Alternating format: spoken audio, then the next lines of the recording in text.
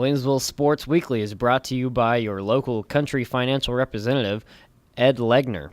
Please contact Ed for all your insurance and financial planning needs. His office is located at 318 Crossing Drive in Sherman, and he can be reached at 217-496-2341. But for now, enjoy the show.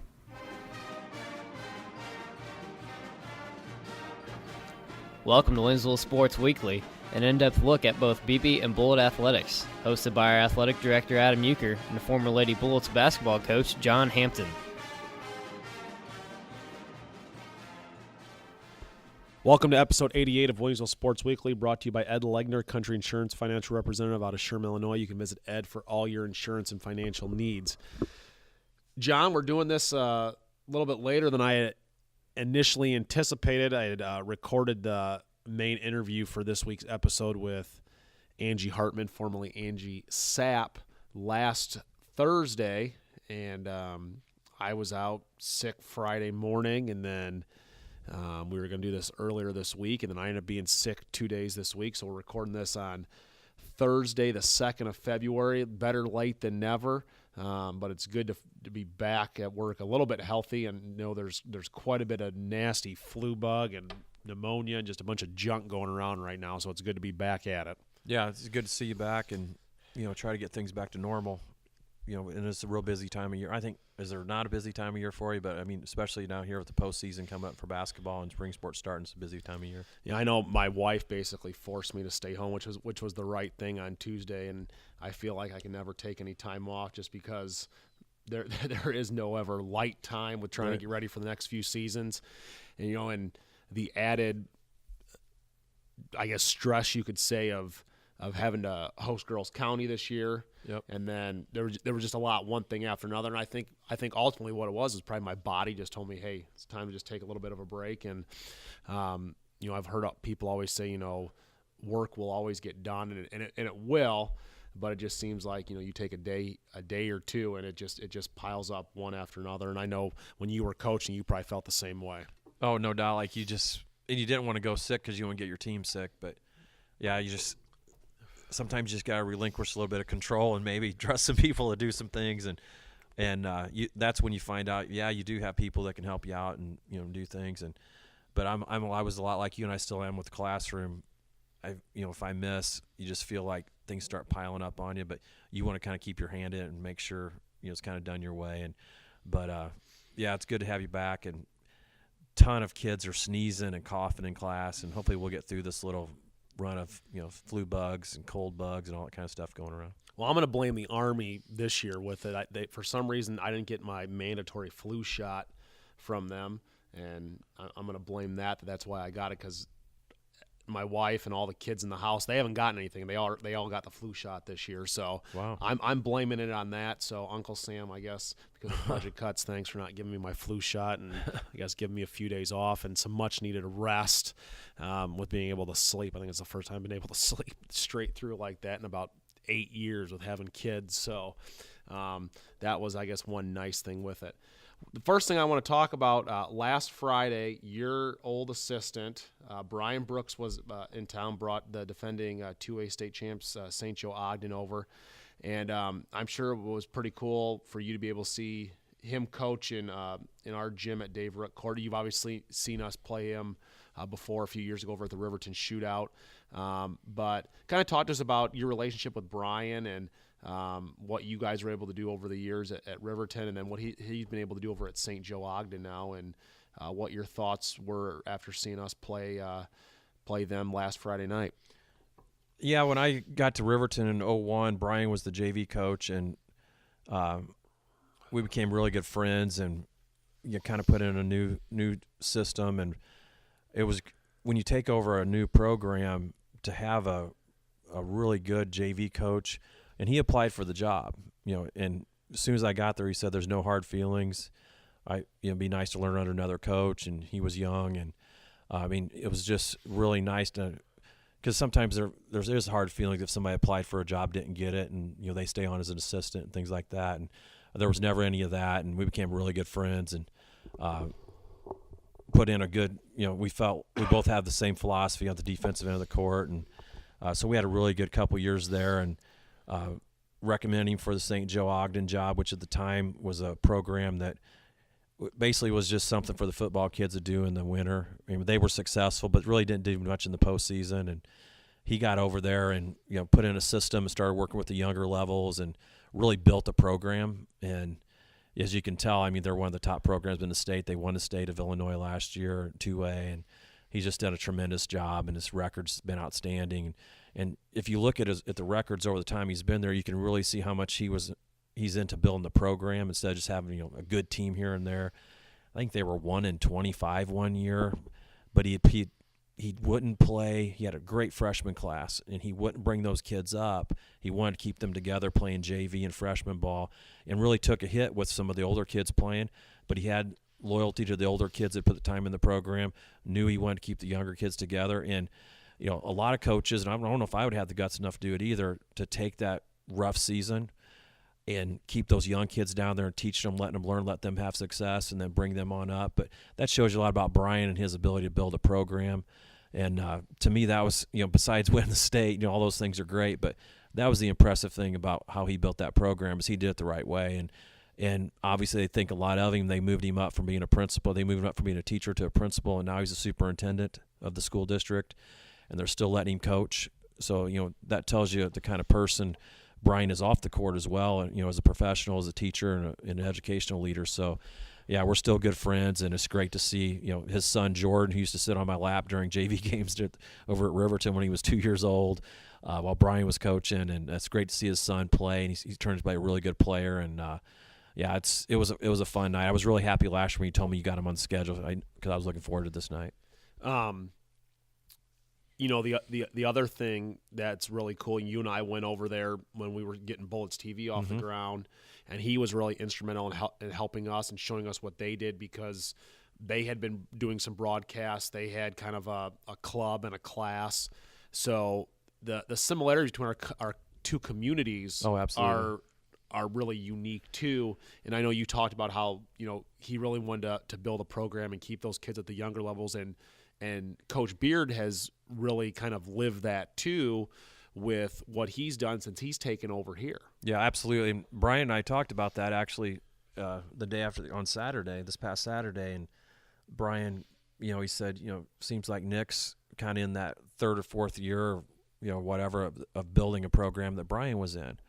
And, he was impressed by, the junior varsity team that we had, and impressed obviously by the varsity team that Nick's putting out on the court, and he was saying how similar he could see how their different levels are getting stronger, and he was very complimentary of Nick and the program, and in our facilities he was really impressed with our facilities, because when he was at Riverton he remembered the gym with the older bleachers without the balcony, and the improvements that you guys have made. So yeah, we talked about that a lot, about how this was kind of like in that same progression mode that Brian was in his fourth or fifth year over there at St. Joe Ogden, because the communities are similar, real good athletes, real good, full athletic program with all the different levels. And you can see our teams not usually, but they'll play each other a lot in the postseason, softball, baseball, football, because, we have really good, strong athletic programs.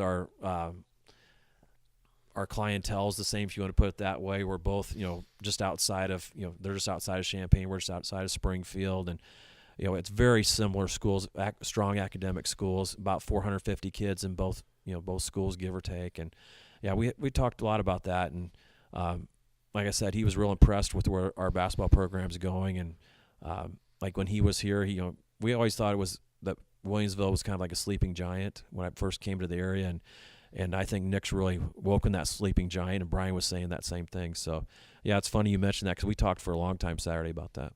Now, getting to the game, we end up losing by, I think, 9 points to St. Joe. The Trimble kid, who I think was averaging in the upper 30s coming in, has 21 points. 9 of them were free throws, so he only had 6 field goals in the game. Pennell did a really good job guarding him, and the comment you made to me after the game, it felt like a sectional final. Yeah. Looking at how we were able to play that game, how do you think that propels us into the postseason, that confidence that gives our kids and Coach Beard, even though it was a loss last Friday night? Oh, it was just, we proved that we could play hard and concentrate on every single possession at each end of the floor, which sounds easy to do, but you try to mimic that in practice, but you can't until you get into a situation like that when you play a program like St. Joe Ogden, who does it every night. They don't take a possession off mentally or with their physical effort, and our kids matched it. We lost by 9, but I think we had a 3-point shot to tie it with around a minute to go. So then that was fouling at the end, and that made the margin 9. But it was just a cleanly played game. The officials were good because the play was good. You didn't notice the officials. I didn't notice the officials. I'm sure, as a coach, you can hark back to a call or two. And the two guys I went to the game with, they're both basketball fans from way back. We all three made the comment at halftime, boy, that was the quickest half we've seen in a long time, because it was just so cleanly played at both ends. Hardly any turnovers. If the turnovers were, they were in-game turnovers, so the clock kept ticking. And it was just, it was fun to go to. It was one of those games where, whoever paid to get in, it was worth wherever they paid to get in for, because it was just fun to see and it was entertaining. And I think it proved to our kids that we could play with anybody, because St. Joe's one of the top teams in the state, and we can hang with anybody. You get a couple breaks, hit a 3 here and there, and, you can make a run. Well, it's going to be interesting. Obviously, the seeds for regionals come out next Thursday for the boys. The girls are already out. We'll talk about the girls heading to Camp Point next week here in a little bit. But I think it gives our kids confidence whether they either go to Riverton or QND. Yeah. Obviously, I think Riverton's maybe going to be a little bit better of an option just in terms of travel. But QND is probably going to be that top-seeded team in the subsectional. And I think it gives our kids confidence knowing that we can play with a team like QND, who a lot of people are saying, is going to be one of the teams that's head and shoulders above everyone else this year. Well, and that's what they were saying about QND last year as well, with the same personnel, and I think we took them down to the final minute in the sectional. So our kids have played against those kids before too. So that's a big, if we go that way, that's a big, factor in our favor. And just the fact, if we end up playing them, it'll be their size and length, and unfortunately, if we do end up playing them in the regional, it'll be at their place. So that'll make it a little bit tougher. But again, our kids, playing with a tougher schedule, you've beefed up the schedule for our boys basketball team, and so now there's no unknown out there. They can play. They know they can play with teams. Yeah. Speaking of that travel, possibly having to go to QND for regionals, girls going to Camp Point, a 2-hour drive. Is this something similar when there were sectional complexes back when you were coaching, that this travel would be so much, or is this a new thing that schools are having to face now? To me, it's new, and I don't know how long. I think it's been a couple years they've been doing this, but they went to a sectional complex. Gosh, it was like the mid-2000s, and for 1 year, and it was knocked out pretty quick. At the Class A, at the time it was a Class A level, 1 to 2A. I don't know. I think it might be the old person in me, but I would just like to see regional stay regional. I don't call a regional driving 2 hours. I wouldn't consider. I know it's called a subsectional now, but really, what kind of crowd are we going to bring at 2 hours? People don't even get off of work early enough on a Friday and make it to a 7 o'clock Friday night game 2 hours away. I understand. We had a team that Riverton was ranked 10th in the state. We lost to Warrensburg in a regional, who was ranked 4th in the state. Was that unfair to lose in a regional? Yeah, maybe, but still, you got to play each other at some point in time. And what an atmosphere! Our kids will always remember playing in that type of an atmosphere. I just think I would love to see them go back to regionals, just local regionals. Eventually, you're gonna play. You're gonna have to play. You're still gonna be a state champ. You still got to beat everybody. But if West Hancock has to come over to Riverton, what kind of casual fan from West Hancock is going to be able to make it over to Riverton for a regional final? I feel like the kids get kind of cheated if they don't get that. Those local regional championship games, those are some of the best memories I have growing up, and I know a lot of people that follow basketball have grown up is going to those, as in a fan, going and watching the two local powers play and see who can win that regional. So I wish they'd go back to that. And you talk about financial issues for schools. We're taking, if that happens, we might be taking a couple 2-hour bus trips, 4-hour round trip over to Quincy and back.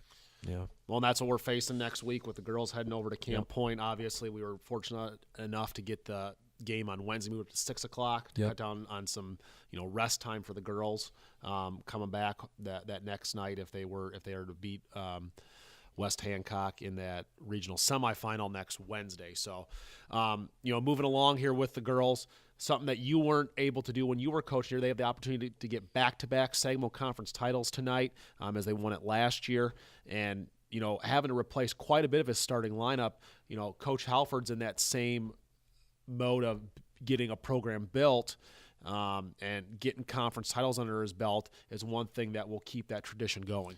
Yeah, I've really, with being able to do the streaming this year, I think we've done 6 girls games, so I've been able to see them play more this year, and the coaching staff's done a great job with bringing in the younger kids in the starting lineup, and they've improved so much during the year. Their defense has just improved to where they're a really good half-court defensive team, and I like the way they push the ball down the court and they take good shots, and I think they can play with anybody. Like I know we talked earlier, Camp Point's leading scorers out. So now, that kind of weakens their lineup some, and I think we had a good chance in the postseason. And to win back-to-back conference titles, that's tough to do. Trust me. I mean, even with the boys at Riverton, I don't know if we ever did it. I mean, it's really hard to do in this area. The Sangamo Conference is pretty deep athletically in all the sports. And for them to be able to do that, if they can do that tonight, that'd be a great accomplishment. And that's what's amazing to think that as many softball conference titles that we have, 25 out of the last 27 years, it's unheard of. And then to say, this could be a back-to-back one, but still a great accomplishment. As we talked about at the top of the show, really excited about this interview, and I'm sure you talked to your girls about, this gal Angie Hartman, Angie Sapp, when she was playing here. Really, the driving force behind getting the girls basketball program started here. What did you know about Angie when you were coaching, and what were some stories that you had heard about her? Oh gosh, a couple of friends around town were kind of in her class, or one of my friends played on some of her teams, and you just hear this, like it's almost like when I would first hear some of the stories, I thought they were just exaggerated, until you actually see the stats, and you're thinking that's not possible, the things that she did, and I believe it was at the time, it was pretty tough to even get the program started. I know you say she talks about that, but that's how good she was to get an entire program started, here at school. And unfortunately, I did bring it up occasionally, about how these women that at the time, now they're women, they would come to our games, and I would try to point some of that I knew played and say, these guys, these are kind of the people that not only the success that we've had here for years with it, but started the program. We kind of take it for granted we have girls sports, but boy, these people had to fight and fight and fight to get these programs started. And then Angie Sapp puts up like video game like numbers that no one's ever going to touch. I literally had a Coach Upchurch at Riverton just out of the blue texted me a couple weeks ago. I don't know if they were sitting around just talking, but he texted me and said, "Who's the all-time leading Sangamo Conference basketball scorer?"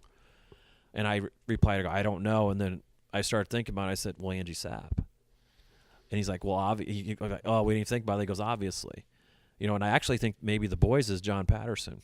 I if I had to guess, I don't know if we can research that, but I mean, she just put up ridiculous numbers all-time at the time, the leading scorer in the history of the state of Illinois. I mean, that's just ridiculous.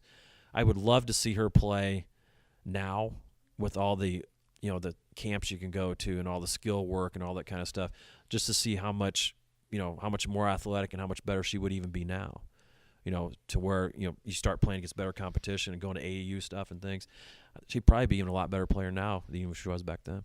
It's definitely a fun interview and makes you appreciate how far things have come in the last 25 years. Man. And to even think like 25 years ago, the struggles that girls and girls sports had, it definitely makes you appreciate what's available to them now. Yeah, and I've said this before, but when I first started doing girls here, Pam Allen and Jane Grebner, kind of pulled me aside and talked to me about like where this program started from and gave me the history of the program, how tough it was even to start it, and that I'm glad they did that at the time, now and even at the time, because it really made me respect what we had here, and even throughout the state of Illinois, as to where how far girls basketball has come, and it'll be interesting, if hopefully we can both be around here in 25 years, see how far girls sports has came since then too.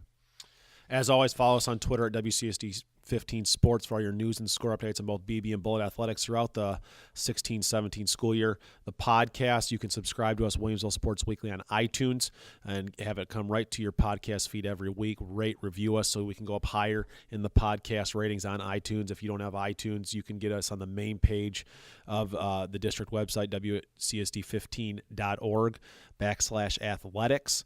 And this episode, as well as all the past episodes, are on the left-hand side of the page there. As we said, when we return, we'll be joined by Angie Hartman, formerly Angie Sapp, of Lady Bullets basketball lore. Next time you're in the market for insurance or financial planning, stop by and see Country Financial Representative Ed Legner at 318 Crossing Drive in Sherman, or give him a call at 217-496-2341. And now, back to the show.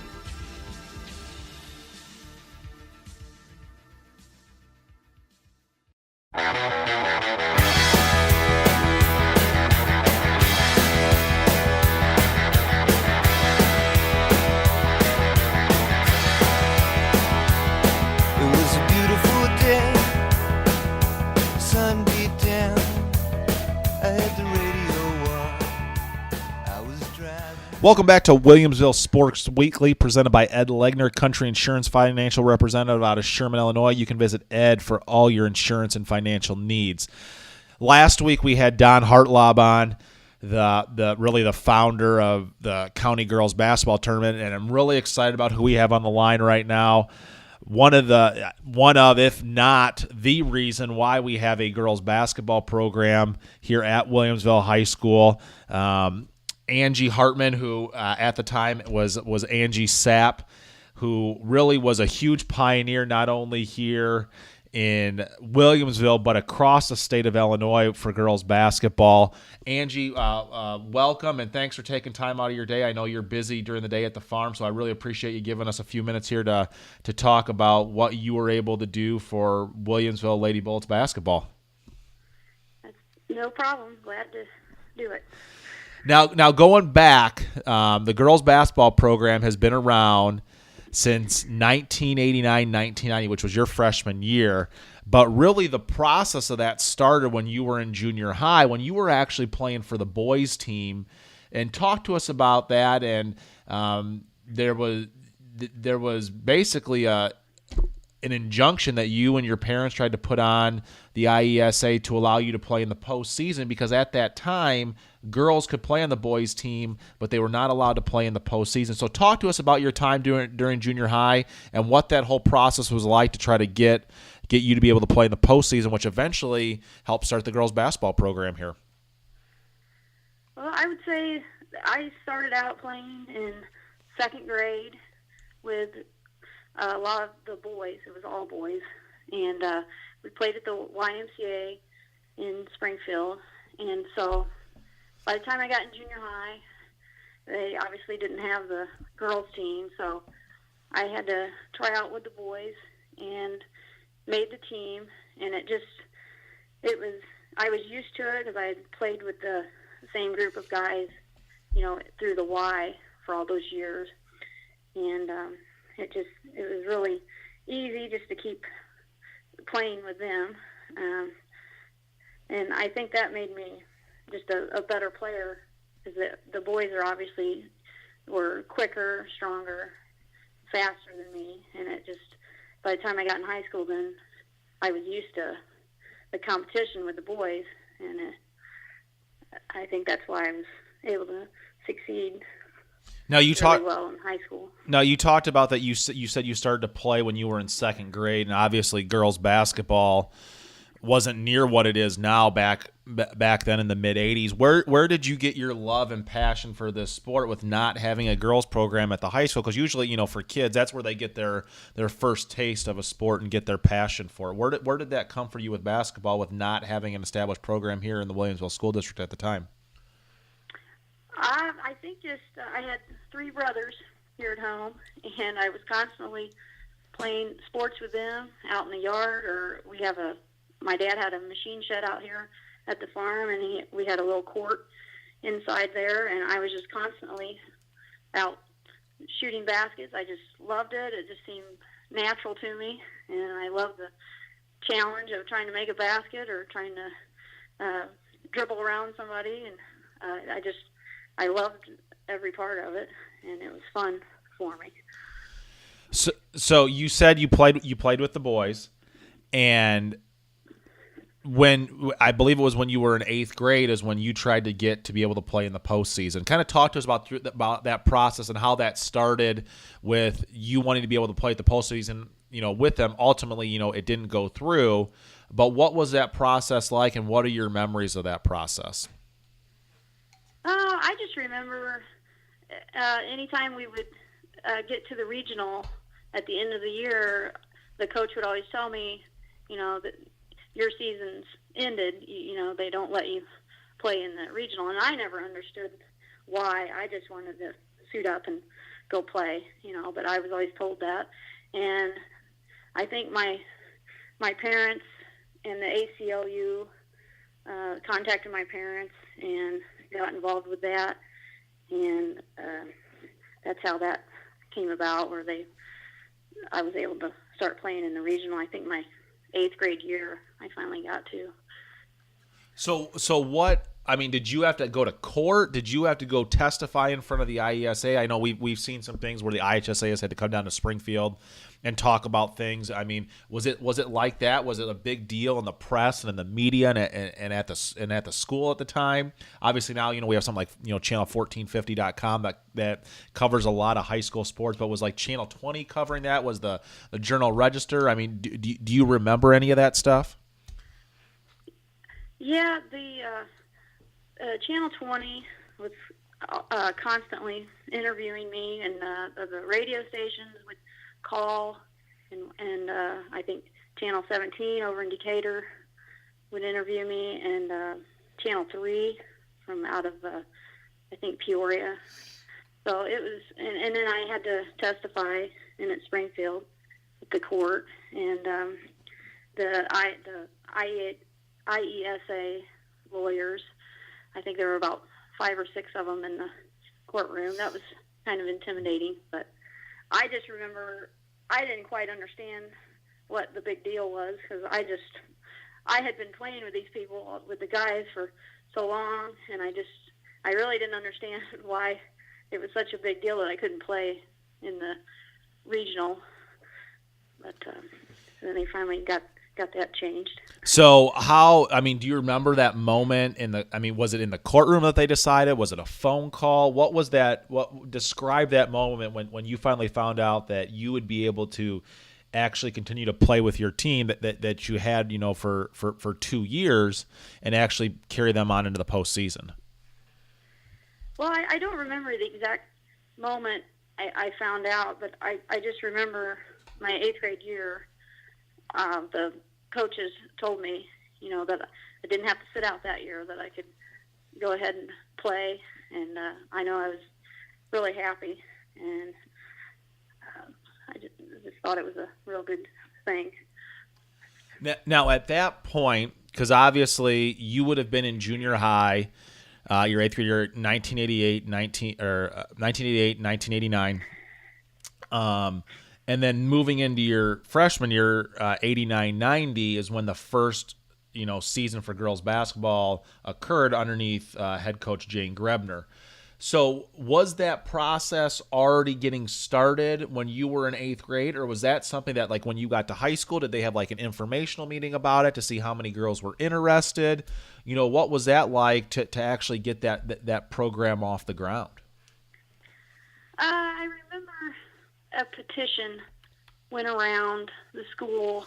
I believe I was a freshman, and just like a informational petition about who might be interested in going out for the team, because I think we had to have a certain amount of names of people interested in playing before they would actually even think about having a team there. Because I know there were talks about me having to go to Mount Pulaski or Riverton, and I think maybe even Sacred Heart to be able to play if we didn't get enough people signed up. And I think there were around 13 people that signed the petition.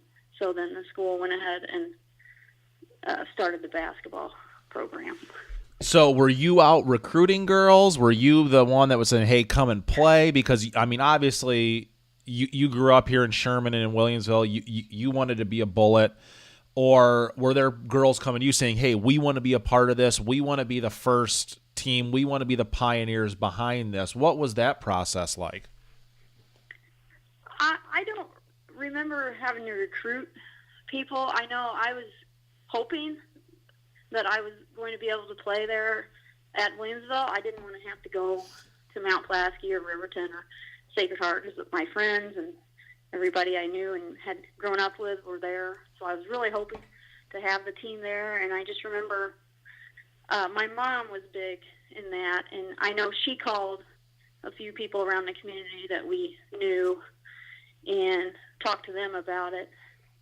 And, I mean, there was nobody pressured anybody to come out for the team, but some of my friends just came to me and were interested in it and had told me, they had never played, but they really wanted to support this, and they would like to see the team, and it would mean a lot to them. And, I just remember telling some of them that, we would figure it out and go from there, Now, I talked with Coach Grebner before we did this interview, and she said that first team, there was 1 senior, 3 juniors, and 9 freshmen. So obviously a lot of those freshmen were your peers, who wanted to support you. And what's kind of amazing, looking at it, you guys were 14-8 in that first season, and most of these girls had never played before. Obviously, what the product was on the court was probably much better by the end of the season than it was at the beginning. So kind of talk to us what your memories were that first game, in that 89-90 season, and really the first game in Lady Bolts basketball history. What was that like to actually see that? And I know one thing Coach Grebner said is you guys had gold uniforms for both home and away. So, put that gold uniform on for that first time. What was that feeling like? Oh, I remember that game. I was just so excited. That's the first time I had been on a girls' team, and I was just, I think, smiling from ear to ear probably the whole game because, I mean, nobody had a lot of experience. I was probably the most experienced one, but we had a lot of fun, and it was just exciting, and we knew we had something to build on, It was just a very important day. And with that season, you didn't have any postseason success, but then moving into your sophomore year, your junior and then your senior year, senior year eventually, qualifying for the state tournament. How cool was that to go from not having a program and then the next 3 years, you're winning regionals, you're winning sectionals, you're going to Normal. To play up at probably Horton Fieldhouse at the time. I don't think Redbird Arena was even done. And, to come out of nowhere, what was the respect factor like in the area for you guys, being in such an infancy of a program and then having such success so early on? Well, I know I had people from other towns come to me and tell me, they said, you probably don't realize that what you've done here, but you really put girls basketball on the map. And to me, that meant a lot to me, especially from these people from other towns coming to me and telling me that.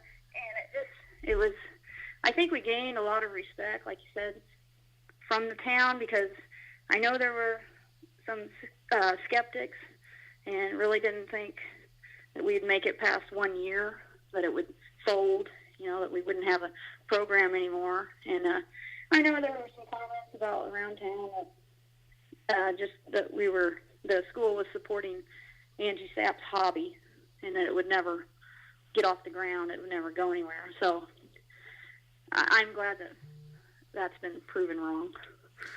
Now, one of the things in a regional final against Illini Central, you scored 61 out of the 63 points, which is, 61 points is is an impressive feat in itself. But to be able to score, almost all the points for the team, take us back to that night and, what you were feeling. Obviously, you probably couldn't miss that night with having that many points. But what was that night like for you?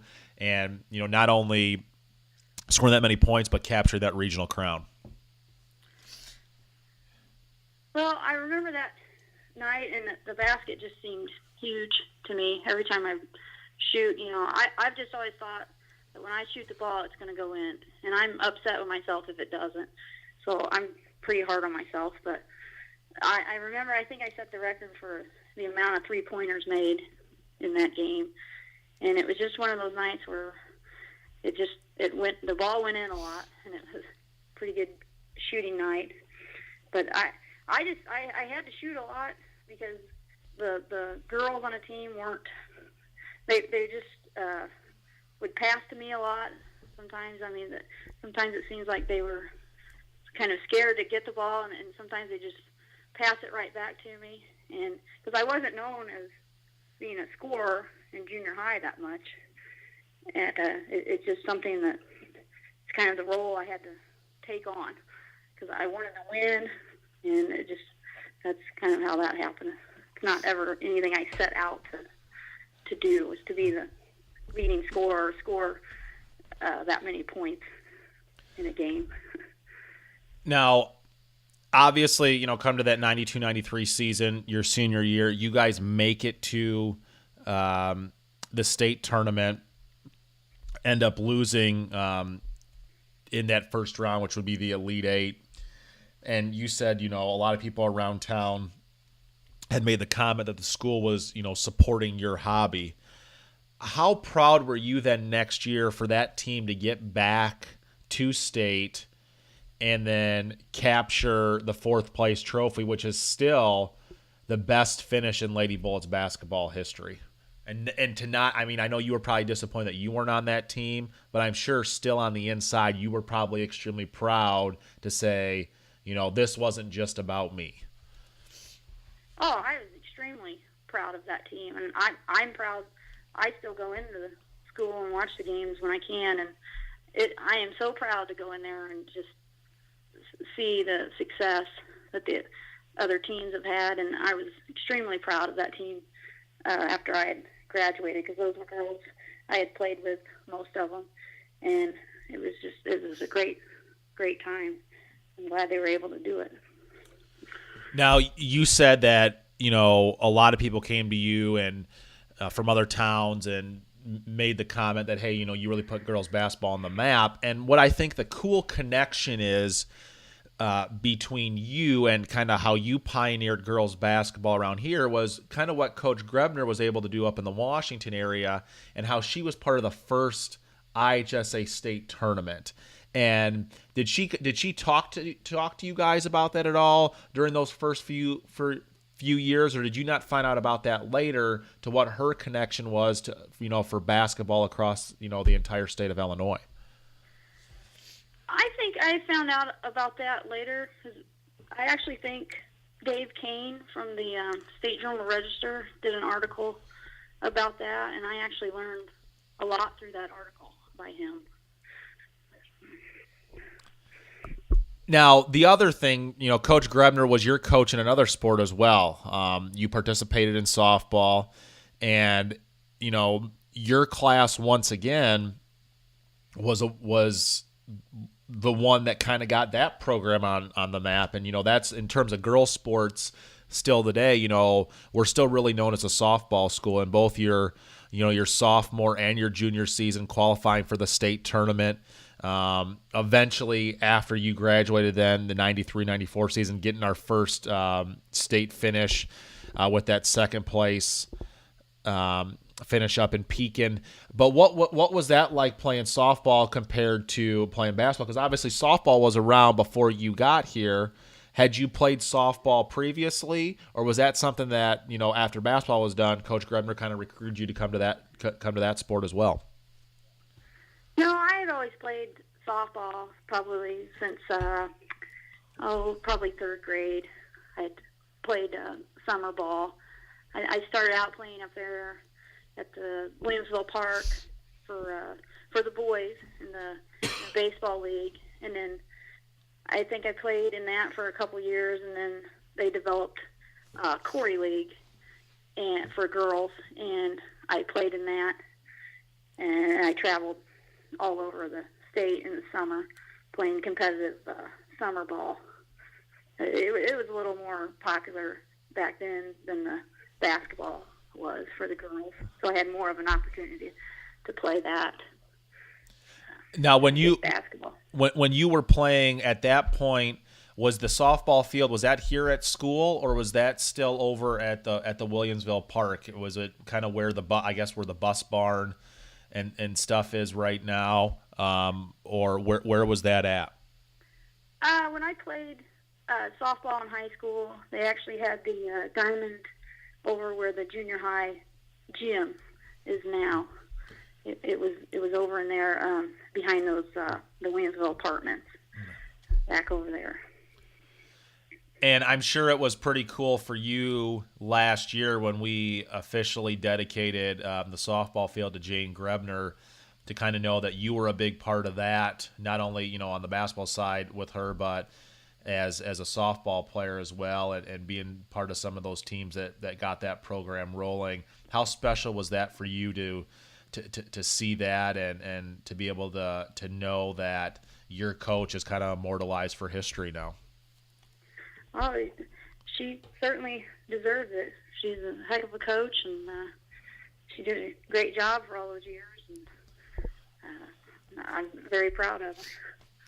Now, kind of coming full circle here, obviously you graduated from Williamsville, ended up going to Illinois College in Jacksonville, and one thing that you told me before we started recording this here is you had a lot of other offers to go and play basketball. What were some of those other places that were recruiting you that really wanted you to come and play for their school? Well, ISU wanted me for basketball and softball. I had letters from Notre Dame, Georgia, UCLA, Hawaii was one that was they called quite often, Oregon, Southern Illinois. Those are some of the major ones that contacted me.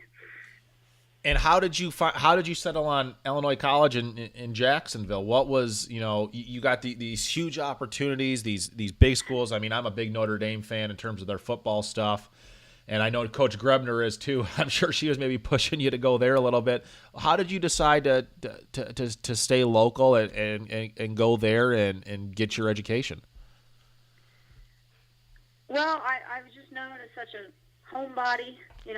I grew up here on the farm that I live at now, and at the time, only being 18 years old, I just couldn't stand the thought of being away from home and being away from my family, and I went over there for a visit, and I liked it. I liked that it was only about an hour away from home here, and that my mom and dad could still come and see me play. And I'd also been told by a few people that, when you go away to school and you're at a bigger college, I might not get as much playing time. And at the time, I didn't have any ambition of playing after college, because I don't even think that was really available, at the time. So I just had made up my mind to stay around close to home and just go to a smaller school and just get my education and hopefully play for 4 years. Where at a bigger school, I'd probably be taking the risk of not being able to play. I might have had to sit out for my freshman year, and it just appealed to me. Now, looking back, obviously hindsight's 2020. Do you feel that was still the best decision, was to stay local, or do you ever kind of kick yourself going, man, I should have gone to Hawaii, I should have gone up to South Bend, I should have gone down south to Georgia? Kind of, looking back now, 20 years later, is that still in your heart? Was that still the right choice to make? Well, I will just say I have no regrets. I'm happy with the decision I made to go over there, because at the time, that's what I wanted to do, and it worked out. And I do have people that tease me an awful lot about that I went to Jacksonville, Illinois, when I had offers from, like Hawaii and UCLA and just schools, big-time schools. But it just, at the time, it just wasn't for me. And I'm just a small-town girl, and like I said, I loved the farm, and I just couldn't get away from it. I didn't want to. So I don't have any regrets. I had fun over there, and I got my education, and I think everything's worked out. Now, obviously, like you said, you love your home. You're back where you grew up, living on the farm where you grew up, and you said you still come to the games and everything. Looking back now, over a quarter of a century. And you had said that a lot of people said that this was only your hobby and this was going to fold. And back in the, I think it was the 13-14 season, I'd have to go look back. The ball is out in the trophy case, but the program ended up getting 500 wins, and they got it in a fraction of the time that it took the boys program to get that many wins. How proud of you are that, to think that, man, that, in a 25-year period, this program is able to get 500 wins underneath its belt and still be one of the most respected programs around the area in terms of girls basketball? Oh, I'm extremely proud of them. It's just grown leaps and bounds, and I think they do a great job in there, and it just keeps growing every year, and it just makes me extremely proud.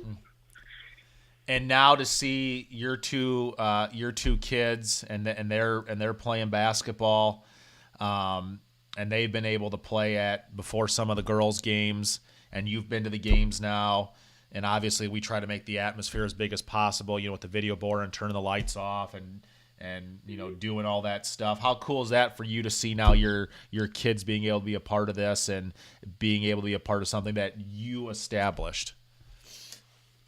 Oh, it's just, I'm so proud of what I see when I go in there, and it's just, I just look at the girls and I just think of how lucky they are, and I'm just so happy for them that they don't have to have any of the fight or anything that I went through.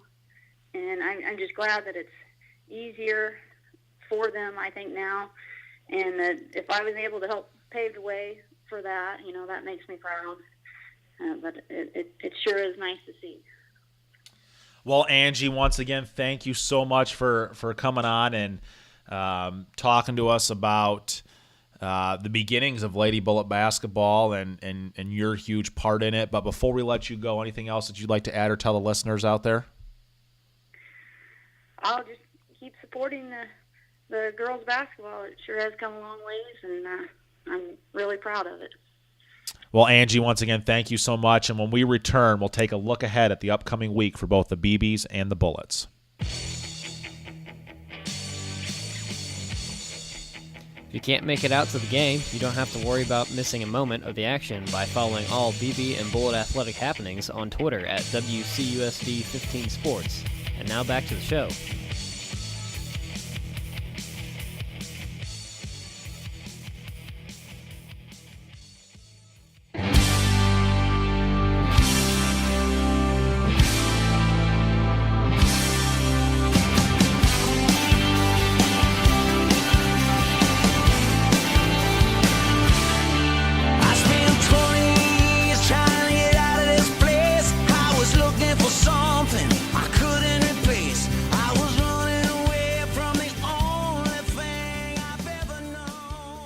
Welcome back to episode 88 of Williamsville Sports Weekly, presented by Ed Legner, Country Insurance Financial Representative out of Sherman, Illinois.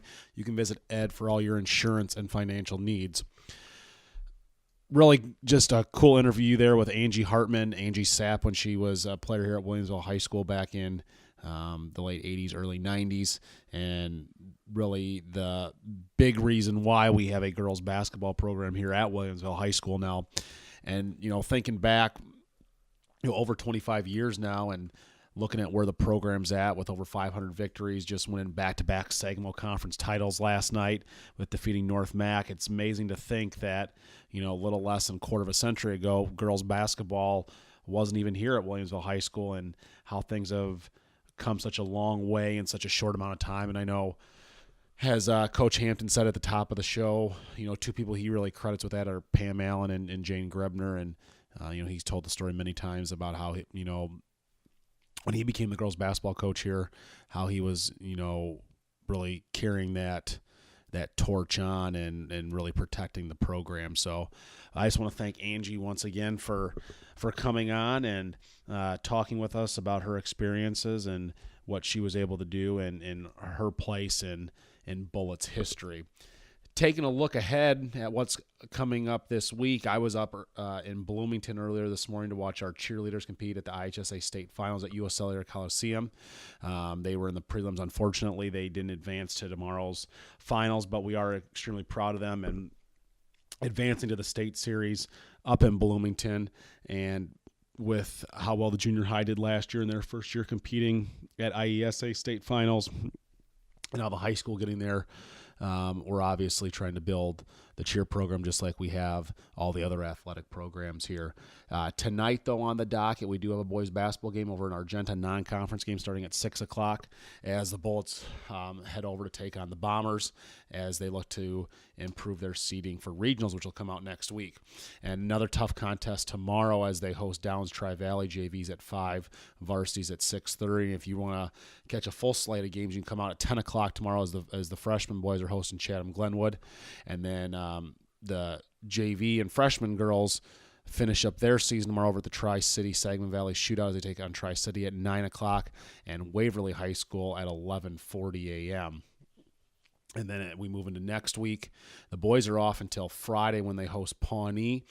And then the girls will travel over to Camp Point Central on Wednesday as they start postseason play. They take on Hamilton High School at 6 o'clock for a spot, hopefully in the regional finals the next night over at Camp Point Central High School.